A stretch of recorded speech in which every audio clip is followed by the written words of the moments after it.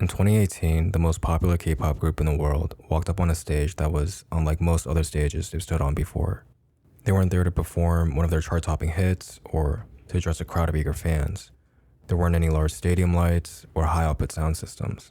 Diplomats and dignitaries from all over the world sat in crowded rows as RM, from K-pop group BTS, addressed the 73rd session of the UN General Assembly as part of an effort to promote education and training for young people. This was obviously a virtuous project for BTS to take on, but being on that stage that day also had other much larger implications. Implications that might give us a look into a highly organized system of modern diplomacy and national branding, and how nation states can spread certain ideas, especially about itself, without any of us really realizing what's happening. Just a few months before BTS addressed the UN, K-pop stars like members of the popular girl group Red Velvet and legendary singer Cho Young-pil traveled to Pyongyang to perform for a packed concert hall. The DPRK's head of state, Kim Jong-un, was in attendance and even stood for a now widely circulated photograph with all the K-pop stars. The concert was tactfully named Spring is Coming and was billed as a cultural visit meant to warm the often fraught relationship between the DPRK and South Korea.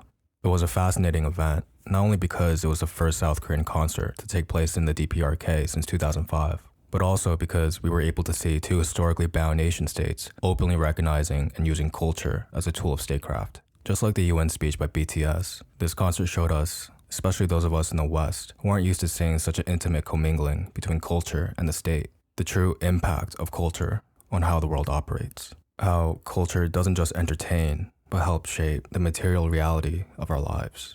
Taking a look back in time, in the 1950s, as the ruins of World War II gave way to a new international power struggle between the US capitalist democratic order and socialism, as much of the world dreaded the possibility of actual war and even nuclear apocalypse, CIA salarymen were working on their next offensive in a less evident culture war. Communism in reality is not a political party. It is a way of life, an evil and malignant way of life. It reveals a condition akin to disease that spreads like an epidemic, and like an epidemic, a quarantine is necessary to keep it from infecting this nation. They saw how Western intellectuals and artists were drawn to ideas posited by the Soviet culture industry, how many artists felt an ideological kinship with their Soviet counterparts. They must have recognized how demagogic goons of the US empire, like Senator Joseph McCarthy, were creating an inhospitable environment for any artist in the US with leftist leanings or subversive content. They remembered the Langston Hughes and Paul Robesons of the art world, who, degraded by their own country, found adulation and respect in the USSR. If Hollywood blacklists, paranoid anti-communism, and straight-up racism were going to run artists and intellectuals out of town, the CIA was going to have to act. And so they ran and funded the Congress for Cultural Freedom to promote American art and America's national brand abroad. They placed a special focus on American abstract expressionism, funding exhibitions all over the world. The CIA even enlisted Nelson Rockefeller's help to maintain the financial support necessary to combat the burgeoning appeal of the Soviet culture industry. Rockefeller may have said the quiet part out loud when he proclaimed that Jackson Pollock's finished products were free enterprise paintings. Australian writer Peter Coleman called these backroom CIA deals a struggle for the mind of post-war Europe.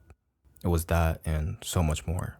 It was a very modern sort of statecraft where culture was being weaponized in service of discrete geopolitical aims.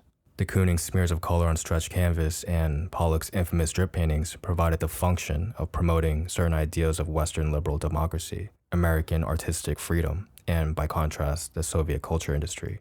Whether de Kooning and Pollock knew it or not, they were agents of a higher cause, foot soldiers for a manic superpower in an international culture war. This is all to say, wielding culture as an instrument of geopolitical influence and national branding isn't new. It is a historical and therefore knowable process. But the difference between South Korea's Red Velvet diplomacy and the US's Cold War antics is that South Korea is not engaging in some sort of covert intelligence psyop. K-pop as diplomacy is not so much a secret mission as it is explicit policy.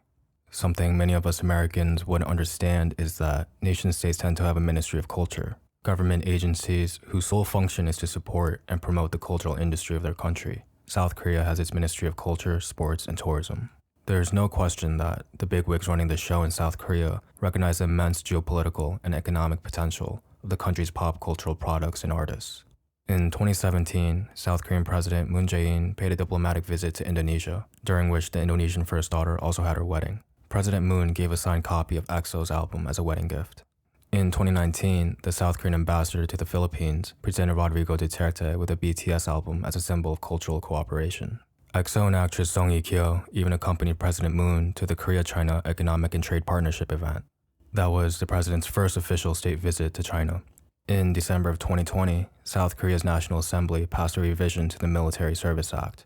This allowed K-pop stars of exceptional achievement, and therefore BTS, to defer their mandatory military service. The point is that the culture we love, the culture that entertains us and sometimes inspires us, is not simply an entertainment product. If we recognize the basically unlimited potential of culture to shape our minds and lives, our worldviews, world events, we begin to form a new relationship with it. One where we are no longer just consumers, entranced by shiny things and shiny people. We become privy to power and the application of it. We get to engage art not simply on a sensual and formalistic level, but on a political, historical, and ethical level. I think a lot of us are already wising up to that.